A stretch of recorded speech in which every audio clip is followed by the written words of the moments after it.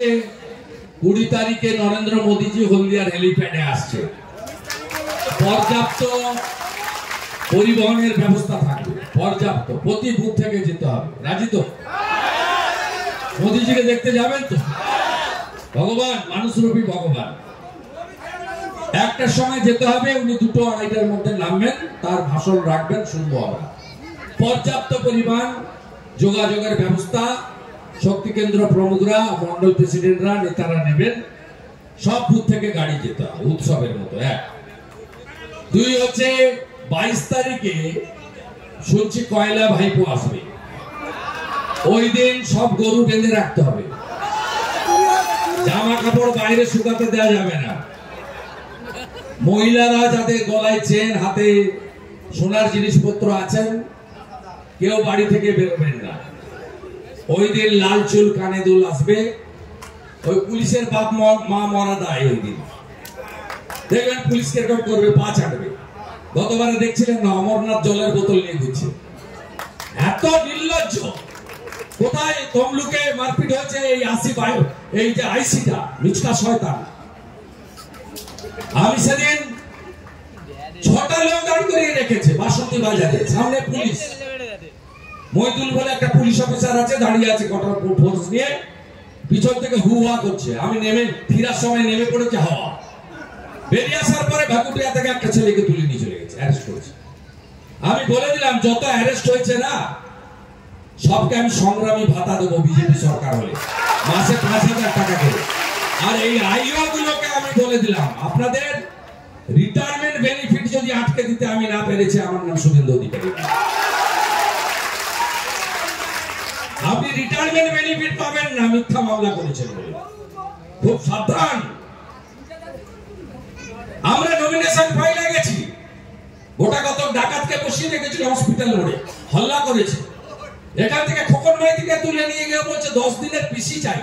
মামার বাড়ির আবদার না, পিসির বাড়ি দেখিয়ে দিব। আমার নাম শুভেন্দু অধিকারী। আমি 11-র আগে কতগুলো আইপিএস কে দেখেছি, অরুণ গুপ্তা, ডিজি তারানিয়া, এন রমেশ বাবু, Bhupinder Singh ADG CID.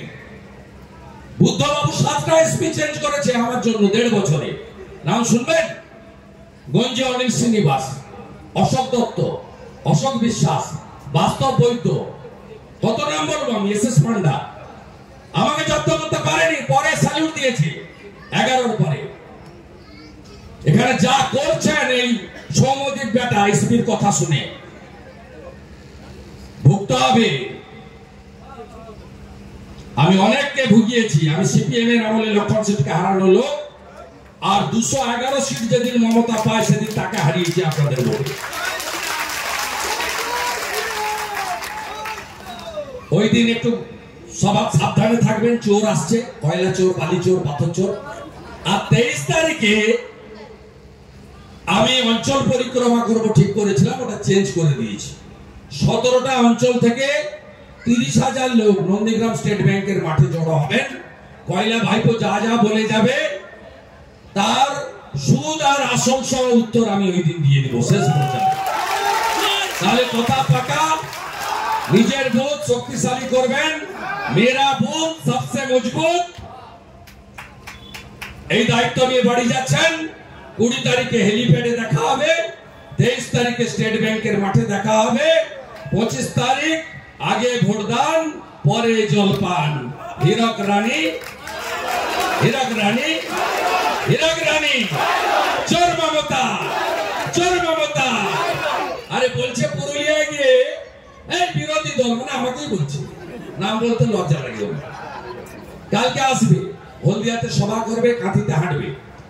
1300 civic ভলেন্টিয়ারকে বলেছে ড্রেসে যেতে না, সাদা জামা কাপড় পরে যেতে, মানে ঘরে যেমন পরে বাইরে টি শার্ট জামা, প্লেন ক্লথ যাকে বলে।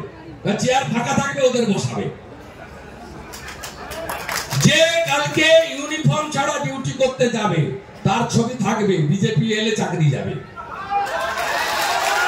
আপনাদের ট্যাক্সের টাকায় বেতন দেওয়া হয়, মমতার বাপের ঘর থেকে টাকা দিয়ে বেতন দেয় না। ভাইপো চুরির টাকায় বেতন পান না, জেনে রাখুন। আপনার আমার জনগণের ট্যাক্সের টাকায় পান। কালকে বলে গেলাম মমতা ব্যানার্জিকে, আমাকে গালাগালি করুন, উত্তর আমি দিয়ে দেব। মেদিনীপুরের লোককে গদ্দার বলবেন না। মেদিনীপুরে গদ্দার জন্মায় না, স্বাধীনতা সংগ্রামী জন্মায়। সবাই ভালো থাকবেন, তাই তো? জয় শ্রীরাম, জয় জয় শ্রীরাম, জয় জয় শ্রীরাম। আর গাজাহারকে বলে দিলাম লম্ফ জম্প কম করো। পঞ্চায়েতের সময় কি করেছ আমরা জানি, সব হিসাব আমার কাছে আছে।